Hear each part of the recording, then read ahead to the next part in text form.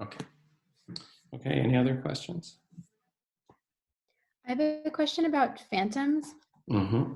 So you mentioned in the lecture that the phantoms are used to analyze spatial resolution Yes. of the scanner. And my experience, like in the lab that I worked in undergrad, I did a lot of the PQCT scans. And I had to start every scan by doing 2 phantoms. And it didn't matter like if it was 2 different points in the same day. Like if I came back to the lab and started over, I had to do these phantom scans. And I guess my question is, because at the time I didn't really know what they were for. Mm-hmm. So now knowing that they're for spatial resolution, if you're using the same scanner every time, why is it that you have to do the phantoms repeatedly? Like, are you expecting some kind of change? That's a very good question. Can you expand what PQCT stands for? You know what I mean? I can try. Let me look it up really quick because I don't want to Okay. get it wrong. Okay, because I actually don't know what PQCT means. So, well, CT scanners, it turns out there's a number of things that can change over time.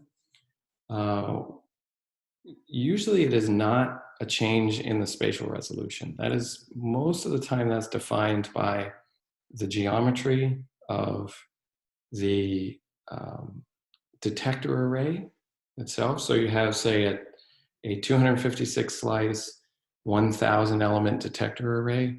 And so the size of those elements and their separation distance gives you one thing that changes the spatial resolution, and that doesn't change from day to day. The other thing that sets spatial resolution is the spot size on the X-ray tube. And the spot size is where the electrons hit the target to make X-rays. Okay, so there's an electron beam that's focused. It hits a spot on the target, and that spot has an area. X-rays emanate from that volume around that where those electrons have hit. If you need a higher fluence of X-rays to get through the patient, so say the patient has a BMI of 29, so they're larger than the average person. So you will need more X-rays. Sometimes you are forced to increase the size of the spot size that the electrons hit in order to make enough photons to get through. When you increase that spot size, that convolves with the image, and so it reduces the spatial resolution. When you're doing your calibration scan, which is done, as you were saying, you do it before every time you do a scan. I think they probably set up that protocol just in case it was a few days since the last one. You probably don't need it every hour, but they put it on the protocol anyway, just in case somebody walks in, uses the protocol with a 2-day separation. But even, say, on an afternoon where the scanner is being used a lot, the target, that the electrons hit can heat up, and that can change the fluence of X-rays, right, dynamically. The detector itself may heat up, right?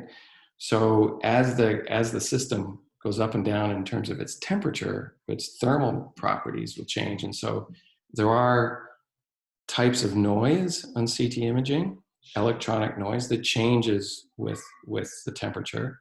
And also the fluence of the X-rays can change as you use more and more X-rays. So that could be why they're asking you to do this calibration scan. They just want to make sure that the fluence of the X-rays is the same each time, or normalize to that if it's important for what they're measuring. That makes sense. Thank you. And I did look it up. The P is peripheral. So it's peripheral quantitative computed tomography. I see. Okay, so peripheral. So this was peripheral angiography then. So you're measuring vessels in the arm or the legs? Oh, we were scanning bones, actually. Oh. So I had rat bones that I would scan. And you would scan the rat bone. I see. Well, another thing that is important there is if you're trying to quantify how many X-rays are being absorbed by bone to get a physical understanding of the composition of the bone, then it's really important to understand what is the energy spectrum of the X-rays that are being used to make the picture. Because the X-rays aren't all coming out at the same energy. What you do is you set a peak voltage on your X-ray generator, so you know what the highest energy X-ray is, and that has a name like 80 kVp or 120 kVp. But then there's a whole distribution of lower energy X-rays that are used. And so perhaps this quantitative scan was to determine that that energy spectrum was not changing. Right. Okay, that makes sense too. Thank you. Sure.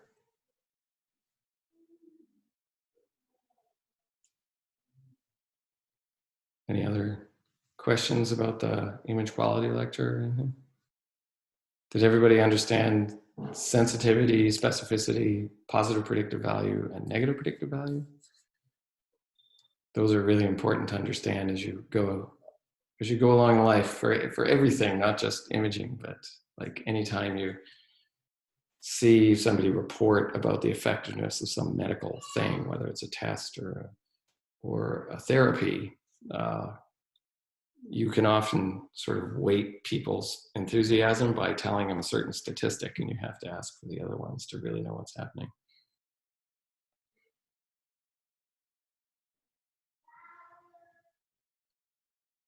Okay. Well, I do have one question. Yeah, sure. I don't totally understand how varying the threshold, the T value, can eliminate the observer bias. Oh, okay. Well, let's draw it on up here, and this gets back to that question about sensitivity and specificity. And so if I have a test, and the test is going to give me the value of a number, and this could be temperature, or it could be blood pressure, or CT number, or in our case, oftentimes you'll look at something like blood flow measured value, like how much blood flow in milliliters per gram per minute or something like that. That's another thing you could measure. Or say amount of muscle shortening in a piece of tissue. Does it shorten by 10% or does it shorten by 35%? Something like that. So we have our test statistic here. Let's go X. And then here we're going to have the probability, right, of measuring a value, right, in some region delta X along here. And you get a probability density function, and this will be the number of patients measured that have that value. So we have a normal distribution like this, and so this is a value, we'll call this the value, the mean value in the patients or in the population that walks in your door that are normal. They produce this mean value, but they produce this whole set of values of this statistic. So strain values, for example. And then the abnormal population, we can do it in a different color actually. Right, we'll say, looks like, make it so you can see it. Looks like that. Okay. So whatever we're measuring here, X bar is down here, and then we'll call this X bar abnormal, right? So whatever we're measuring here, the mean value that we measure in the people who actually are sick, the value is higher on average, okay? The interesting thing is this, it doesn't mean that all of the abnormal people, right, are going to be separated by this test, because I have abnormal people in my group who have a value down here. And so they would be very hard to differentiate from the people that are normal, that group down here, right?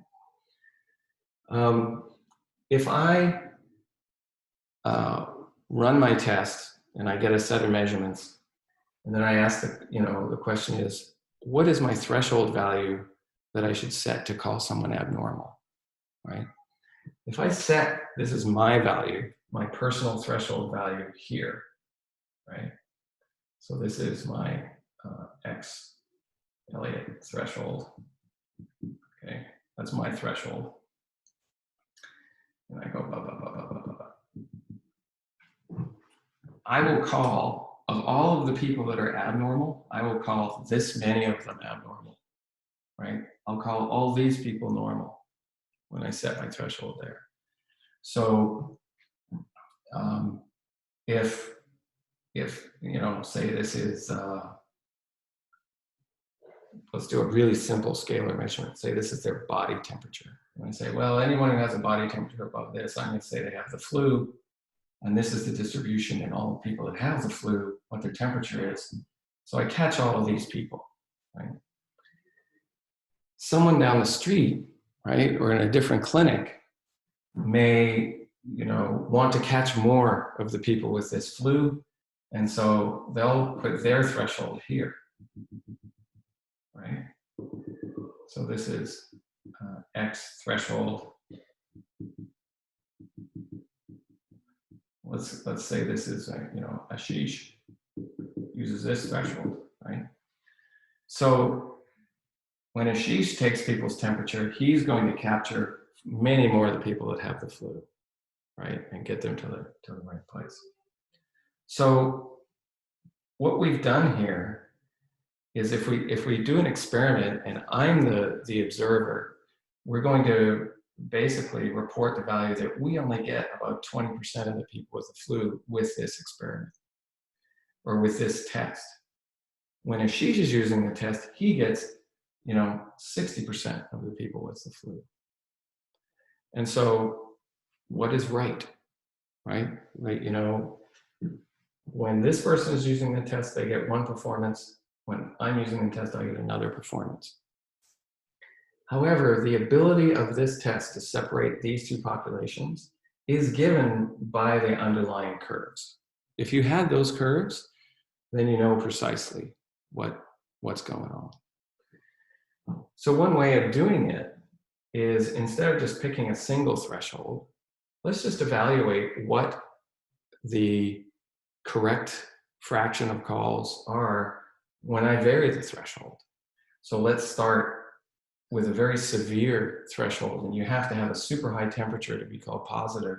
We only pick up a few people, but we don't call anybody normal abnormal. We don't get this wrong. We call all of the normal people are normal, right? You'd want a super high threshold if the consequences of being called abnormal are very large, like you are sent to Siberia, right? Because, you know, we think you have this flu and therefore we're going to send you to Siberia. So you don't want to send everybody to Siberia. So you put this threshold way up here. Right? So,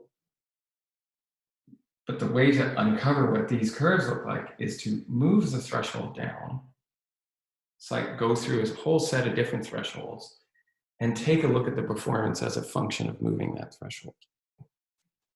And what's going to happen is you're going to uncover essentially the integrals under these two curves on either side of the threshold. And you plot it up as that ROC curve. And it looks like this. Okay.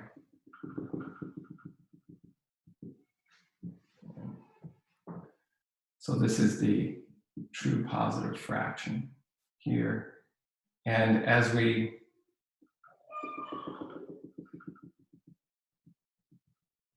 right, and this is 1 minus the false positive fraction. So as I set my threshold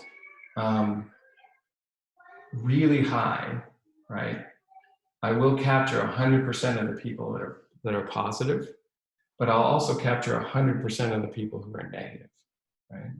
That's not very helpful, right? Oh, I'm sorry, if I set my threshold really low down here, I'm capturing 100% of the people that are positive and 100% that are negative. So I call everybody normal, and so I'm working up here. As I move my threshold up, right, I will lose some of the people who are positive, and so this true positive fraction starts falling down, and it's proportional, right? The amount that's subtracted off is proportional to the integral under there, and that comes down. And then as I move all the way to this extreme, I finally, catch nobody above my threshold. And so it's the shape of this curve that's called the ROC curve, the receiver operating characteristic curve. Okay, and by doing that moving threshold experiment, I can get that curve. Obviously, a perfect ROC curve is something that goes all the way to the corner and then comes down like that. You would operate up here, where you're not calling anybody who's normal. You wouldn't call them positive, and you're getting most of the people who are positive. This line is what happens if you flip a coin, right? You just get 50-50, and it's just a random selector. Okay. Did that explain it? Yes, better? that helped. Thank you. Okay. So there's a slide in your slide deck that has the two distributions and the areas under those distributions as a function of the threshold. And just go through that example a set of times, and you'll be able to figure it out. Okay, it's a really important concept. And then using those fractions, the true positive and false positive, you can compute the sensitivity of the test, the specificity of the test, the positive predictive value, and the negative predictive value. And the sensitivity of the test is, if I have a group, if I have 100 people who have the disease and I apply my test on them, how many of those people do I call positive? That's the sensitivity, right? The specificity, if I have 100 people who are normal, right, and I apply my test, what fraction of those people do I call normal? That's the specificity of the test. Positive predictive value is, if I have 100 people who my test called positive. So that's different than the first example, right? So now I have 100 people who are in a room and they all have a positive test slip in their hand. What fraction of those people are actually positive? That's the positive predictive value, right? That's the money test, really. It's just, can you do that? And then the opposite is true for the negative predictive value. If I have 100 people in a room who have been called negative, right, by the test, what fraction of those people are actually negative? Okay.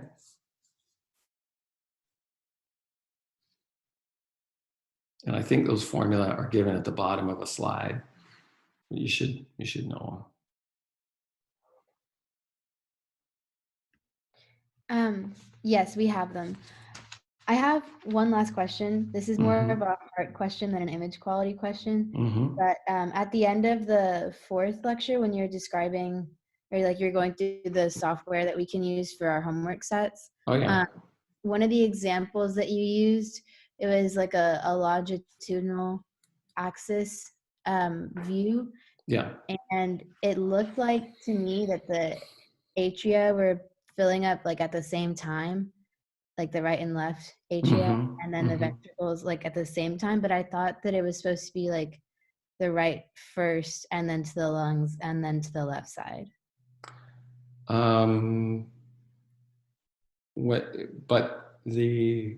Let's take a look at the date. Was it a movie or something? Yeah. Or was it a picture? Well, it was like, so you had gotten like 30 images, and then you made like an image, image to stack. So you made it a movie in image J. It's this one? Yes. Okay, so this is it. Kind of confused me because it looked like the two atria were filling up at the same time, and then I just got confused by the flow, I guess. Sorry, we're gonna hear the.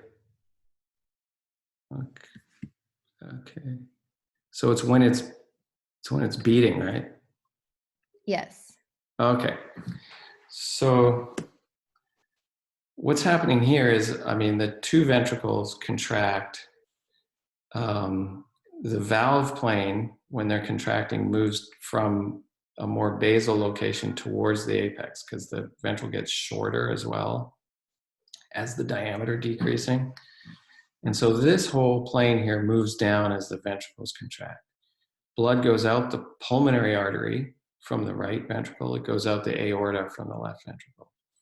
Simultaneous to that, the atria are filling because this volume in your chest cavity remains, fairly constant. And the volume is exchanged during a heartbeat between the ventricles and the atria. So this is called a 4-chamber view, so you can see the left atrium and the right atrium. I think what is confusing possibly is when I describe when a contrast agent is injected into the vein of a patient, it's the right decubital vein of the patient. What happens is the contrast arrives in the right atrium first, right? Because it comes in the vein and it shows up here. The contrast hasn't made it to the left ventricle. And then the contrast goes into the right ventricle. It gets ejected out to the lungs. It comes back to the right or the left atrium, goes into the left ventricle. So that sequence of events is basically just tracking the trajectory of the contrast from the patient's vein, their arm, up through their heart. But in each heartbeat, when this thing is beating, the blood is exchanging between the ventricles, which push it out their respective large vessels. One is the pulmonary artery, one is the aorta, and the atria, and they're receiving blood. In the case of the left atrium, they're receiving blood from the pulmonary veins. It's coming from the lungs. And in the right atrium, the blood is coming in from the superior vena cava and the inferior vena cava. And that blood's returning to the heart from the body. So the two ventricles contract at the same time for each heartbeat? Yes, they do. Okay. If you have a normal heart, they do. Okay. Yeah. Thank you. Okay, sure. You can, this little movie sequence does show that pretty nicely, like that. Whoops. Oh, don't I play the movie? Yes, you do. I don't remember. Oh, there it is. There There she goes. Right, so you can see both ventricles contracting at the same time. Maybe I can, oh, here, let's just mute that guy. Okay. There. So you can see the valve plane moving down sort of as a plane. See the intersection of the tricuspid valve here, mitral valve here, and it pops back open as these empty into the ventricles and come back out. Okay? Okay, yes, thank you. Okay.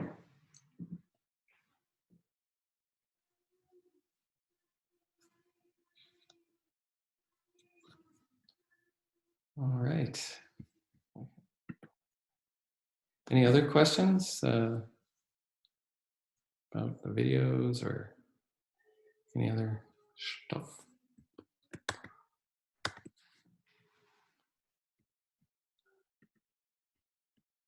Okay. All right then. We'll see you next time, and just send any questions our way via email, and Ashish will put up the poll for the time for the presentations. Okay. Thank you. Okie doke. Take care, everyone.